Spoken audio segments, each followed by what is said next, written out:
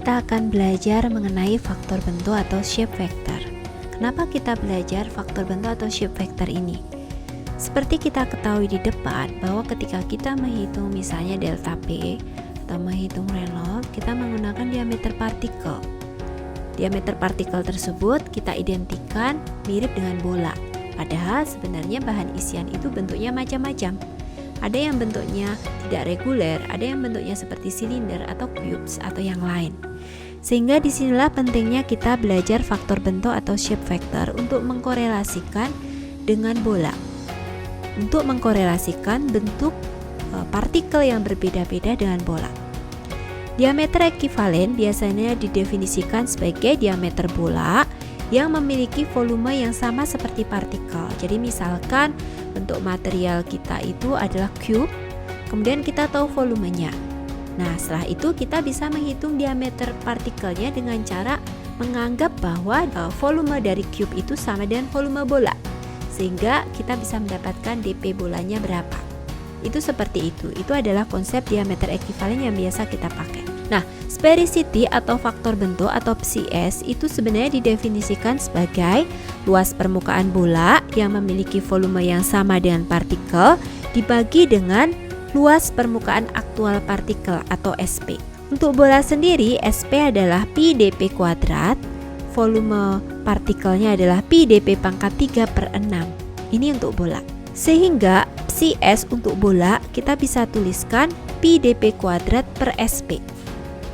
Jika SP kita tarik ke depan, atau SP ini adalah surface area aktual partikel, kita bisa dapatkan SP ini adalah pi dp kuadrat per PCS. Jika kita menghitung AV atau SP per VP, kita bisa mendapatkan AV ini dalam korelasi dengan faktor bentuk, yaitu 6 per PCS dibagi dengan dp. Seperti ini.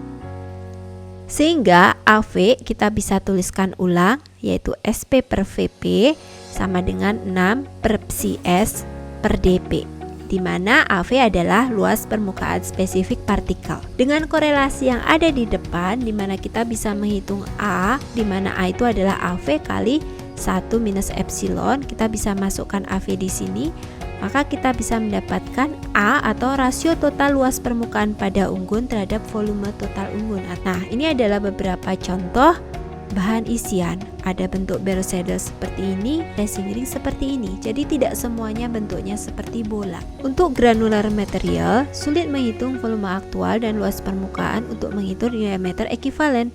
Jadi biasanya diameter partikel atau diameter ekivalen diambil dari ukuran nominal analisa ayakan yang akan kita pelajari di pertemuan berikutnya.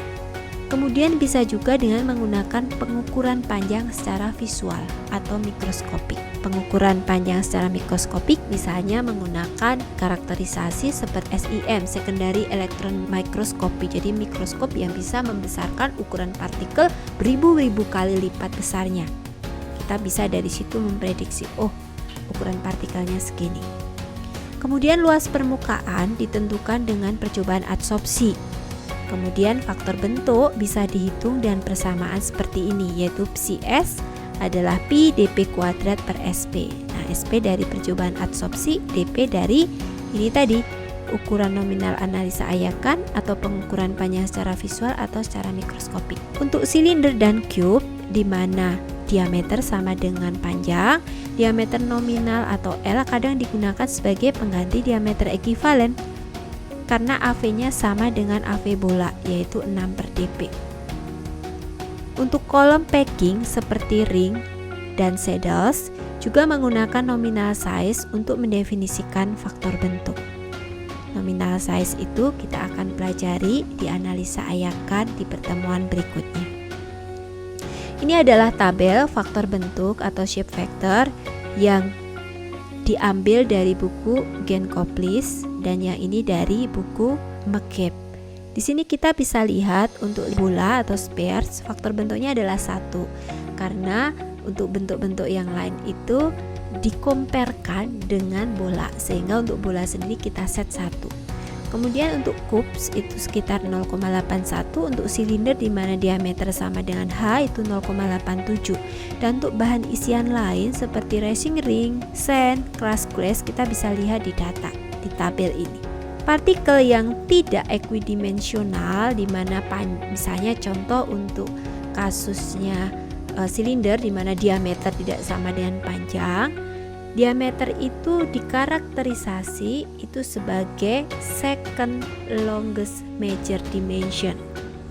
Jadi contohnya kalau misalkan bentuknya itu silinder di mana diameter itu lebih kecil dari panjangnya, maka diameternya itu sebagai second longest major dimension dan kita pakai sebagai diameter nominal atau diameter ekuivalen. Untuk partikel-partikel yang besar biasanya satuannya itu dalam inci atau mili. Untuk fine particle biasanya kita menggunakan ukuran dari analisa Ayakan yang akan kita pelajari nanti ya dalam mesh atau milimeter. Untuk very fine particle itu kita biasa menggunakan mikro atau nano, sedangkan untuk ultra fine particle itu biasanya unitnya menggunakan meter square per gram.